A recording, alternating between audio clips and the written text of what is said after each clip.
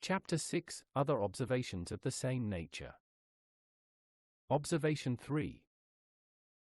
Moreover, we see that a godly man can cast a restraint upon himself, as David here stays himself in falling. There is a principle of grace that stops the heart and pulls in the reins again when the affections are loose. A carnal man, when he begins to be cast down, sinks lower and lower, until he sinks into despair, as lead sinks into the bottom of the sea.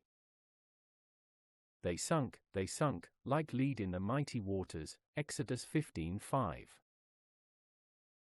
A carnal man sinks as a heavy body to the center of the earth, and stays not if it be not stopped. There is nothing in him to stay him in falling, as we see in Ahithophel and Saul, 2 Samuel 17:23, who, wanting a support, found no other stay but the sword's point. And the greater their parts and places are, the more they entangle themselves, and no wonder, for they are to encounter with God and his deputy, conscience, who is King of kings, and Lord of lords. When Cain was cast out of his father's house, his heart and countenance was always cast down, for he had nothing in him to lift it upwards. But a godly man, though he may give a little way to passion, yet, as David, he recovers himself. Therefore, as we would have any good evidence that we have a better spirit in us than our own, greater than the flesh or the world, let us, in all troubles we meet with, gather up ourselves, that the stream of our own affections carry us not away too far. There is an art or skill of bearing troubles, if we could learn it, without overmuch troubling of ourselves, as in bearing of a burden there is a way so to poise it that it weighs not over heavy. If it hangs all on one side, it poises the body down. The greater part of our troubles we pull upon ourselves, by not parting our care so, as to take upon us only the care of duty, and leave the rest to God, and by mingling our passions with our crosses, and like a foolish patient, chewing the pills which we should swallow down. We dwell too much upon the grief, when we should remove the soul higher. We are nearest neighbors unto ourselves. When we suffer grief, like a canker, to eat into the soul, and like a fire in the bones, to consume the marrow and drink up the spirits, we are accessory to the wrong done both to our bodies and souls. We waste our own candle, and put out our light. Observation 4. We see here again, that a godly man can make a good use of privacy. When he is forced to be alone he can talk with his God and himself, one reason whereof is, that his heart is a treasury and storehouse of divine truths, whence he can speak to himself, by way of check, or encouragement of himself. He hath a spirit over his own spirit, to teach him to make use of that store he hath laid up in his heart. The Spirit is never nearer him than when by way of witness to his spirit he is thus comforted, wherein the child of God differs from another man, who cannot endure solitariness, because his heart is empty. He was a stranger to God before, and God is a stranger to him now, so that he cannot go to God as a friend. And for his conscience, that is ready to speak to him that which he is loath to hear, and therefore he counts himself a torment to himself, especially in privacy. We read of great princes, who after some bloody designs were as terrible to themselves, as they were formerly to others, and therefore could never endure to be awaked in the night, without music or some like diversion. It may be, we may be cast into such a condition, where we have none in the world to comfort us, as in contagious sickness, when none may come near us. We may be in such an estate wherein no friend will own us. And therefore let us labor now to be acquainted with God and our own hearts, and acquaint our hearts with the comforts of the Holy Ghost. Then, though we have not so much as a book to look on, or a friend to talk with, yet we may look with comfort into the book of our own heart, and read what God hath written there by the finger of his Spirit. All books are written to amend this one book of our heart and conscience. Therefore all books are written so that one can be edited. By this means we shall never want a divine to comfort us, a physician to cure us, a counselor to direct us, a musician to cheer us, a controller to check us, because, by help of the Word and Spirit, we can be all these to ourselves. Observation 5. Another thing we see here, that God hath made every man a governor over himself. The poor man, that hath none to govern, yet may he be a king in himself. It is the natural ambition of man's heart to desire government, as we see in the bramble, Judges 9. Well then, let us make use of this disposition to rule ourselves. Absalom had high thoughts. Oh, if I were a king, I would do so and so. So our hearts are ready to promise, if I were as such and such a man in such and such a place, I would do this and that. But how dost thou manage thine own affections? How dost thou rule in thine house, in thyself? Do not passions get the upper hand, and keep reason under foot? When we have learned to rule over our own spirits well, then we may be fit to rule over others. He that is faithful in a little, shall be set over more, Matthew 25:21. He that can govern himself, in the wise man's judgment, is better than he that can govern a city, Proverbs 16:32. He that cannot, is like a city without a wall, where those that are in may go out, and the enemies without may come in at their pleasure. So where there is not a government set up, there sin breaks out, and Satan breaks in without control. Observation 6. See again, the excellency of the soul, that can reflect upon itself, and judge of whatsoever comes from it. A godly man's care and trouble is especially about his soul, as David here looks principally to that, because all outward troubles are for to help that. When God touches our bodies, our estates, of our friends, he aims at the soul in all. God will never remove his hand, till something be wrought upon the soul, as David's moisture was as the drought in summer, Psalm 32:4, so that he roared, and carried himself unseemly for so great and holy a man. Till his heart was subdued to deal without all guile with God in confessing his sin, and then God forgave him the iniquity thereof, and healed his body too. In sickness, or in any other trouble, it is best the divine should be before the physician, and that men begin where God begins. In great fires, men look first to their jewels, and then to their lumber, so our soul is our best jewel. A carnal, worldly man is called, and well called, a fleshly man, because his very soul is flesh, and there is nothing but the world in him. And therefore, when all is not well within, he cries out, my body is troubled, my state is broken, my friends fail me, etc. But all this while, there is no care for the poor soul, to settle a peace in that. The possession of the soul is the richest possession, no jewel so precious. The account for our own souls, and the souls of others, is the greatest account, and therefore the care of souls should be the greatest care. What an indignity is it, that we should forget such souls to satisfy our lusts, to have our wills, to be vexed with any, who by their judgment, example, or authority, stop, as we suppose, our courses.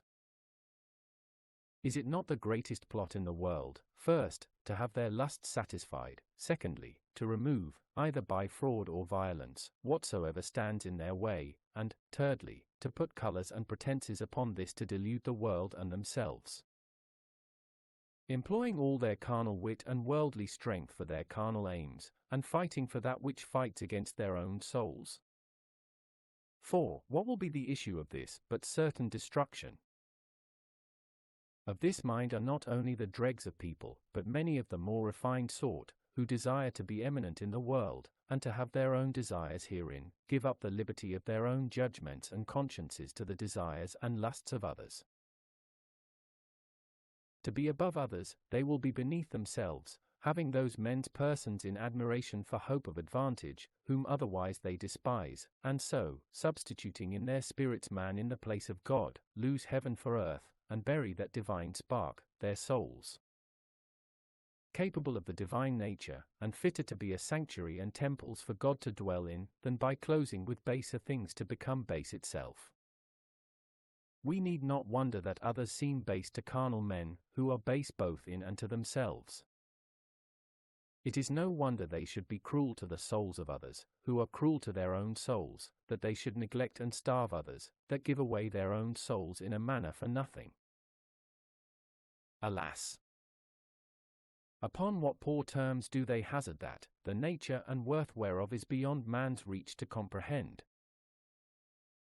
Many are so careless in this kind, that if they were thoroughly persuaded that they had souls that should live forever, either in bliss or torment, we might the more easily work upon them. But as they live by sense, as beasts, so they have no more thoughts of future times than beasts, except at such times as conscience is awaked by some sudden judgment, whereby God's wrath is revealed from heaven against them. But happy were it for them, if they might die like beasts, whose misery dies with them. To such an estate hath sin brought the soul, that it willingly drowns itself in the senses, and becomes, in some sort, incarnate with the flesh. We should therefore set ourselves to have most care of that, which God cares most for, which He breathed into us at first, set His own image upon, gave so great a price for, and values above all the world besides. Shall all our study be to satisfy the desires of the flesh, and neglect this? Is it not a vanity to prefer the casket before the jewel, the shell before the pearl, the gilded potsherd before the treasure? And is it not much more vanity to prefer the outward condition before the inward? The soul is that which Satan and his hath most spite at, for in troubling our bodies or estates, he aims at the vexation of our souls. As in Job chapter 1. His aim was to abuse that power God had given him over his children, body, and goods, to make him, out of a disquieted spirit, blaspheme God. It is an ill method to begin our care in other things, and neglect the soul, as Ahithophel, who set his house in order, when he should have set his soul in order first. 2 Samuel 17:23. Wisdom begins at the right end. If all be well at home, it comforts a man, though he meets with troubles abroad. Oh, saith B, I shall have rest at home, I have a loving wife and dutiful children, so whatsoever we meet with all abroad, if the soul be quiet, thither we can retire with comfort. See that all be well within, and then all troubles from without cannot much annoy us. Grace will teach us to reason thus: God hath given mine enemies power over my liberty and condition, but shall they have power and liberty over my spirit? It is that which Satan and they most seek for, but never yield, O my soul. And thus a godly man will become more than a conqueror, when in appearance he is conquered, the cause prevails, his spirit prevails, and is undaunted. A Christian is not subdued till his spirit is subdued.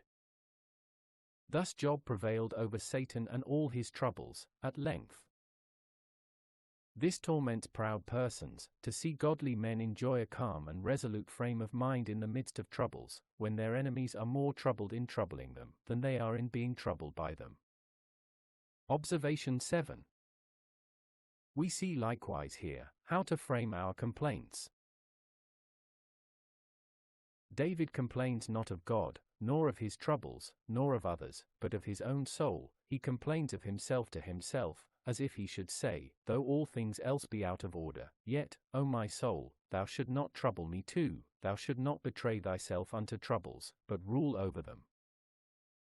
A godly man complains to God, yet not of God, but of himself. A carnal man is ready to justify himself and complain of God. He complains not to God, but of God. At the least, in secret murmuring, he complains of others that are but God's vials, he complains of the grievance that lies upon him, but never regards what is amiss in himself within. Openly he cries out upon fortune, yet secretly he streaketh at God, under that idol of fortune, by whose guidance all things come to pass, whilst he quarrels with that which is nothing.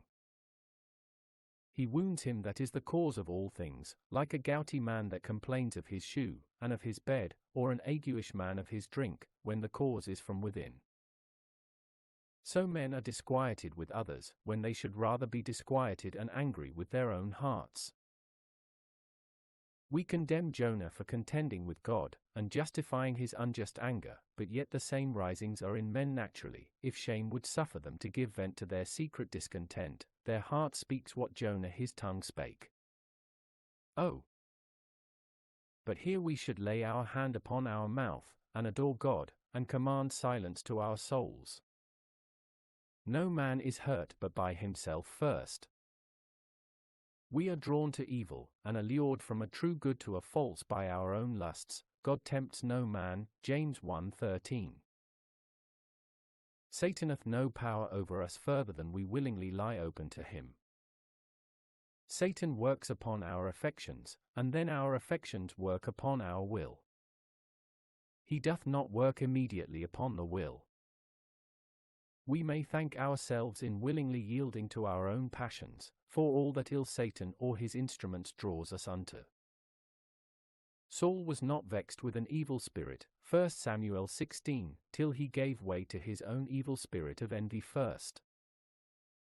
The devil entered not into Judas, Matthew 27:3, until his covetous heart made way for him. The apostle strengthened his conceit against rash and lasting anger from hence, that by this we give way to the devil, Ephesians 4:27. It is a dangerous thing to pass from God's government, and come under Satan's. Satan mingles himself with our own passions, therefore we should blame ourselves first, be ashamed of ourselves most, and judge ourselves most severely. But self-love teaches us a contrary method, to translate all upon others. It robs us of a right judgment of ourselves. Though we desire to know all diseases of the body by their proper names, yet we will conceive of sinful passions of the soul under milder terms, as lust under love, rage under just anger, murmuring under just displeasure, etc. Thus whilst we flatter our grief, what hope of cure? Thus sin hath not only made all the creatures enemies to us, but ourselves the greatest enemies to ourselves, and therefore we should begin our complaints against ourselves, and discuss ourselves thoroughly. How else shall we judge truly of other things without us, above us, or beneath us? The sun when it rises, enlightens first the nearest places, and then the more remote, so where true light is set up, it discovers what is amiss within first. Observation 8. Hence also we see, that as in all discouragements a godly man hath most trouble with his own heart, so he knows how to carry himself therein, as David doth here. For the better clearing of this, we must know there be divers kinds and degrees of conflicts in the soul of man whilst it is united to the body. 1. First, between one corrupt passion and another, as between covetousness and pride. Pride calls for expense, covetousness for restraint. Oft passions fight not only against God and reason, to which they owe a homage, but one against another. Sin fights against sin, and a lesser sin is oftentimes overcome by a greater. The soul in this case is like the sea tossed with contrary winds, and like a kingdom divided, wherein the subjects fight both against their prince, and one against another. 2. Secondly, there is a natural conflict in the affections, whereby nature seeks to preserve itself, as betwixt anger and fear. Anger calls for revenge, fear of the law binds the soul to be quiet. We see in the creatures, fear makes them abstain from that which their appetites carry them unto. A wolf comes to the flock with an eagerness to prey upon it, but seeing the shepherd standing in defense of his sheep, returns and doth no harm, and yet for all this, as he came a wolf, so he returns a wolf. A natural man may oppose some sin from an obstinate resolution against it, not from any love of God, or hatred of sin, as sin, but because he conceives it a brave thing to have his will, as one hard weapon may strike at another, as a stone wall may beat back an arrow.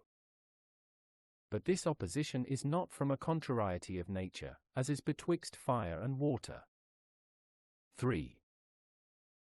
Thirdly, there is a conflict of a higher nature, as between some sins and the fight of reason helped by a natural conscience.